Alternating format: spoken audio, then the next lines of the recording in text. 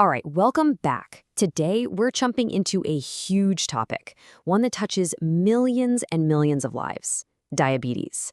We're going to break it all down: what it is, what's actually happening inside your body, and maybe most importantly, how it's managed today. So, to kick things off, just look at this number: 30 million. That's how many people are expected to have diabetes by 2030. That's not some far-off sci-fi future. That is right around the corner. And a number that big, well, it tells you exactly why getting a handle on this topic is so important. Okay, so we know it's a massive issue, but what's really happening, deep down inside the body? What's going on when that whole system for getting energy just goes haywire? That's the real question, and that's what we're going to dig into right now. So to really get this, you got to meet the two main players in this whole draw. First, there's glucose. Think of it as the fuel. Then there's insulin, which is basically the key that lets the fuel into the engine. Okay, so first up, glucose. It's pretty simple, really. When you eat stuff, especially carbs, your body breaks it all down into this basic sugar.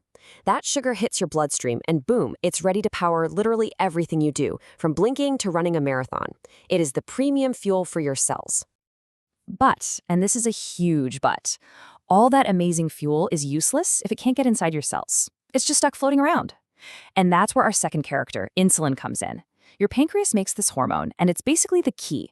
It floats up to a cell, clicks into the lock, and opens the door so all that glucose can rush in. Simple, right? No key? The door stays locked. No energy gets in. So diabetes is what happens when that beautiful, simple system of keys and locks just breaks. And the end result is always the same: way too much sugar stuck in the blood. But why it breaks is where things get different. And that brings us to the two main types you always hear about. And this really breaks it down perfectly. With type 1, you've got an autoimmune issue.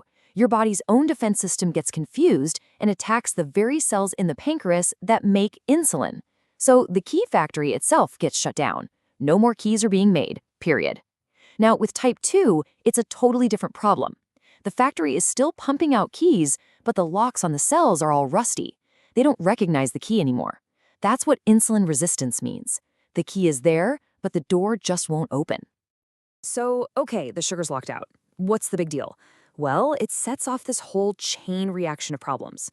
Your liver, which doesn't get the memo that the cells are starving, panics and dumps even more glucose into your blood to try and help.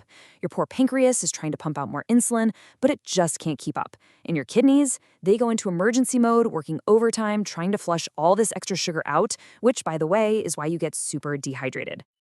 Now, this whole situation, this high blood sugar thing, technically called hyperglycemia, it doesn't happen quietly. Your body's actually pretty smart. It starts sending out some very clear SOS signals, basically waving red flags to let you know something is seriously wrong. So let's talk about what those warning signs actually are. You'll often hear doctors talk about the 3 Ps. It sounds technical, but it's just a really logical cause and effect loop. So first, there's polyuria. That's just a fancy word for frequent urination. Remember how the kidneys are trying to flush out sugar? That's what this is. Then all that peeing leads to polydipsia, or increased thirst, because you're getting dehydrated. Makes sense, right? And finally, polyphagia, or increased hunger. This is the really ironic one. Your blood is packed with sugar, but your cells are starving, so they're screaming at your brain, "We need food." And it's not just the 3 Ps. Your body has other ways of telling you something's off. Feeling exhausted all the time? Well, yeah, your cells aren't getting any fuel.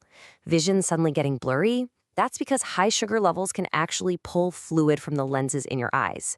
And that tingling or numbness in your hands and feet, that's nerve damage starting.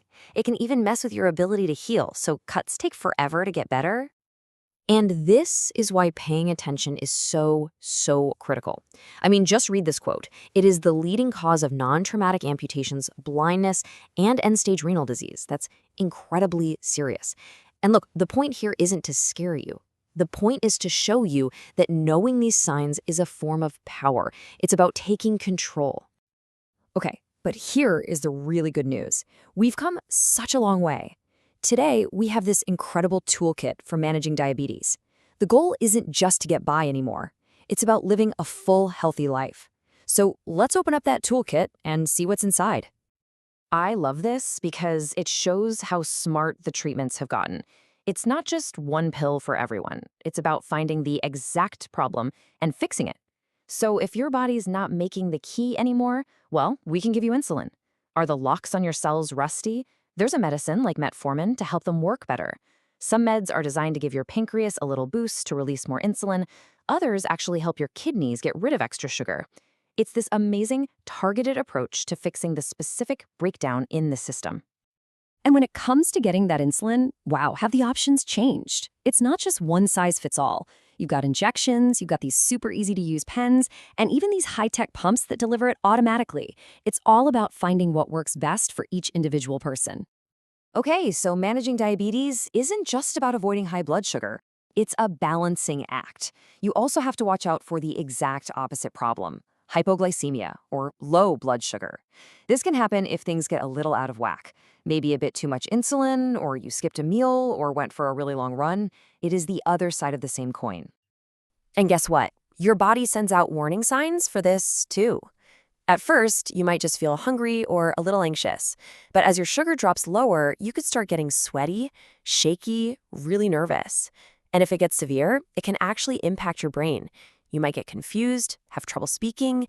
Recognizing these stages is absolutely crucial. But even for those scary, severe lows, there's a rescue plan. It's a hormone called glucagon. Think of it as the anti-insulin. It's an emergency shot that basically sends a panic signal to your liver, telling it to release all its stored up sugar right now. And that really completes the management toolkit. You've got something for the highs and a safety net for the lows. Whew! Okay, we have covered a ton of ground here. We went from the tiniest keys and locks inside our cells all the way up to this high-tech medical toolkit. So let's boil it all down. What are the key takeaways you really need to remember? Really, it all boils down to these 5 big things. First, you've got to monitor. You need to know your numbers. Second, medication. Understand what you're taking and why. Then you've got nutrition and activity, feeling your body right and keeping it moving.